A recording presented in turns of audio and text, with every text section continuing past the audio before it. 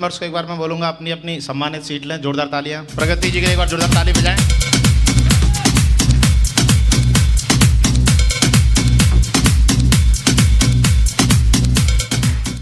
Hello, इस programme की सबसे बड़ी रिकॉग्निशन, बात सही है या नहीं है? बात सही है या नहीं है? छोटा पैकेट बड़ा धमाल सैंपल है भाई ये, बात सही है या नहीं है? आगरा वालों तैयार हो? डिस्कवरी चैनल कितने लोग देखते हैं? चलिए बहुत बढ़िया, मैं जानकारी दे देता हूं थोड़ी सी। एक्चुअली डिस्कवरी चैनल पे आप लोगों ने शेरों के झुंड देखे होंगे, देखे या नहीं देखे? बड़े बड़े बब्बर शेर रहते हैं, सही है या नहीं है? 8-10 के झुंड में रहते या नहीं रहते? लेकिन एक चीज बता दूं मैं, क्योंकि मुझे ये डिस्कवरी चैनल बचपन से पसंद है और शुरू से मैं ये बहुत ज्यादा देखता था। उसमें जो असली शिकारिन होती हैं वो शेरनियां होती हैं, बात सही है या नहीं है? Thank you. झुंड तो केवल साथ देने के लिए रहते हैं। हेलो, स्ट्रेटजी और प्लानिंग वो हमेशा शेरनी की रहती है। हाँ जी, तो ये वो शेरनी है जो अपने झुंड के साथ शिकार पे जब जाती है तो खाली हाथ लौट के नहीं आती है, बात सही है या नहीं है?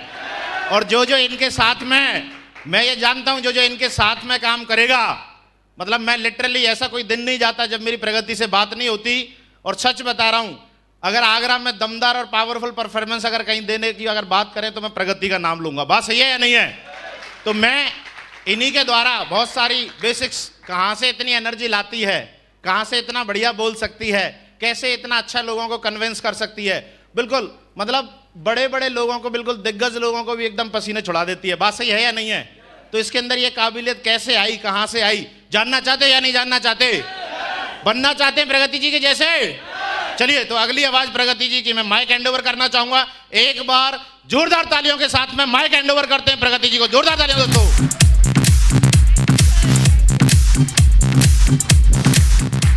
Thank you.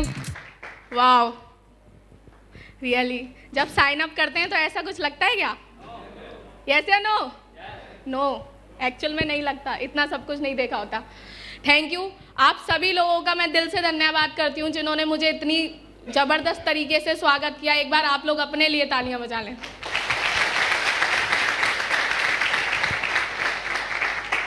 जैसा कि पहले तो मैं उस सबसे पहले अपने परमपिता परमेश्वर मेरे साईं का धन्यवाद कहूँगी, जिन्होंने मुझे इस ये अपॉर्चुनिटी मेरे घर तक पहुँचाई। तो एक बार भगवान के लिए दिल से धन्यवाद।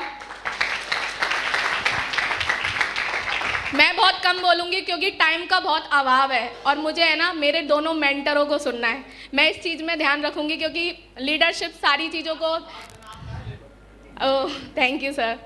एक्चुअली मैं सेकेंडली धन्यवाद अपने पेरेंट्स का देना चाहूँगी, मेरे पापा, मेरी मम्मा, क्योंकि बहुत सारी लड़कियां इसलिए कुछ नहीं कर पाती क्योंकि उनके पेरेंट्स को लगता है कि कुछ गलत कर लेगी, किसके साथ जा रही है, किसके। मेरे फादर मदर ने शुरू से मेरे भाई से ज़्यादा प्रायोरिटी दी है मेरे को, वो आज भी कहता है।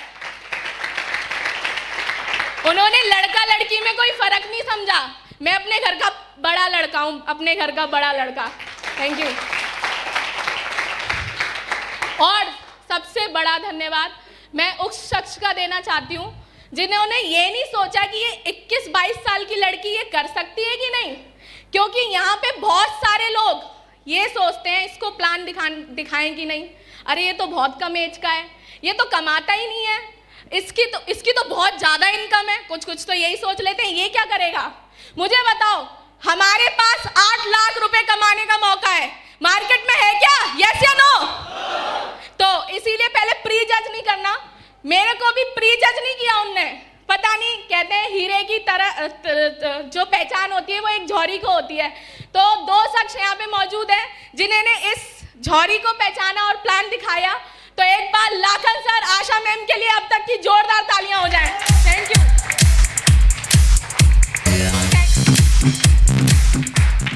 Thank you. मैंने प्लान देखा, प्लान बहुत अच्छा लगा मेरे को। डायरेक्ट सेलिंग कॉमन सेंस का बिजनेस है। जो पैसा ऐश्वर्या राय को मिल रहा है वो मुझे मिल रहा है, सिंपल। ऐश्वर्या राय जी ऐड करती हैं और मार्केट में डिमांड है। डायरेक्ट सेलिंग कंपनियों की वजह से हम जैसे आम लोगों को ये मौका मिलता है कि जो सेलिब्रिटी करते हैं वो हम कर रहे हैं, बीच की कमीशन हमें मिल रही है? यस या नो? कॉमन सेंस का बिजनेस है ये एक्चुअली में। मुझे अच्छा लगा, प्लान देखा, बहुत अच्छा लगा, लेकिन पैसे नहीं थे मेरे पास। ये बोलते हैं कि नहीं आपसे लोग? मार्केट में जब आप प्लान शो करते हो तो मोस्ट ऑफ दीज लोग क्या बोलते हैं? पैसे नहीं है।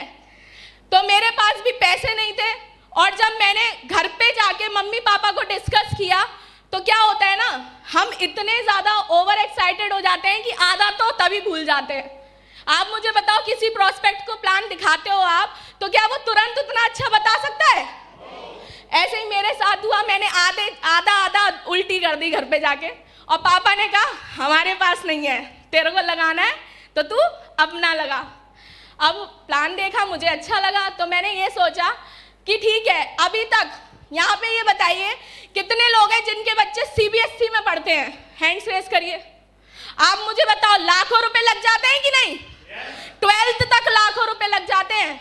मेरी फैमिली में मेरे फादर मदर ने अपनी लेवल से ज्यादा करा और उन्होंने मुझे सीबीएसई में पढ़ाया, तो लाख रुपए तो वैसे ही लगा चुके थे मेरे पे। तो मैंने एक डिसीजन लिया जो कि 21 और 22 साल की लड़की के लिए बहुत टफ था। मैंने इस बिजनेस को 5% सैकड़ा ब्याज पे लेके ज्वाइन किया था, वो भी एक नहीं 3 आईडी से 3। Thank you. 3 आईडी से लोग एक आईडी निकालने में ऐसे करते हैं। मेरे को एक बात समझ में आ रही थी, मेरी एजुकेशन यही लोकल की है, और इतने ज्यादा होपलेस हो जाते हैं कि नाम बताना मैं भूल गई। मेरा नाम प्रगति सक्सेना है, मैं आगरा से ही बिलोंग करती हूँ, वैसे सर ने बता ही दिया था, और एजुकेशन यहीं की है। लेकिन मैंने एक चीज सोची कि 30-35 हजार रुपए मैं ये समझ लूंगी कि ग्रेजुएशन की 1 साल की फीस चली गई। यस या नो? और फिर मैंने इस बिजनेस को शुरू करा, और जब हम शुरू करते हैं ना तो इतना इजीली तो होता नहीं है। मुझे बताइए, एक अधिकारी लेवल का बंदा क्या प्लम्बर का काम कर सकता है? प्लम्बर का काम तो प्लम्बर ही करेगा ना। Difference between the knowledge only. क्या रीजन है? नॉलेज का। मैं क्या कर रही थी, मैं DVVNL में जॉब कर रही थी, बहुत अर्ली एज पे 21 साल की उम्र में मेरे को नौकरी भी मिल गई थी। 6 महीने नौकरी में बीते थे, और मैंने जैसे ही प्लान देखा और ब्याज पे लेके ज्वाइन किया। अब मेरे को जब ज्वाइन करते हैं तो क्वेश्चंस आते हैं कि नहीं? तू क्या करेगी? अभी मेरे से तो पता है मोस्ट ऑफ दीज लोग क्या कहते थे, लाली हमने तो पूरी दुनिया देख रखी है, तूने क्या देखा है? तो मैं धीरे से सरका देती थी, पासपोर्ट है आपके पास? तो कहती नहीं। मैं कहा काय बात की दुनिया देखी है? लेकिन उनने मेरी एज की वजह से मुझे रिजेक्ट किया। कोई बात नहीं, लेकिन जब हमारे साथ प्रॉब्लम्स आती हैं तो आप मुझे बताऊं, प्रॉब्लम्स आती हैं तो भगवान सॉल्यूशन भी संग भेजता है कि नहीं? मेरे साथ भी सॉल्यूशन के रूप में एक शख्स मौजूद है जिन्होंने मुझे फॉलोअप करना सिखाया, इस बिजनेस में कैसे डीडी निकाली जाती है, बड़े लोगों से कैसे बात करते हैं, छोटों से कैसे बात करते हैं, लेडीजों से कैसे बात करते हैं, स्लाइड्स कैसे करते हैं, सब कुछ उन्होंने सिखाया। तो एक बार हमारे बीच में एक रूबी लीडर मौजूद है, मेरे जयपाल सर के लिए जोरदार तालियां हो जाए।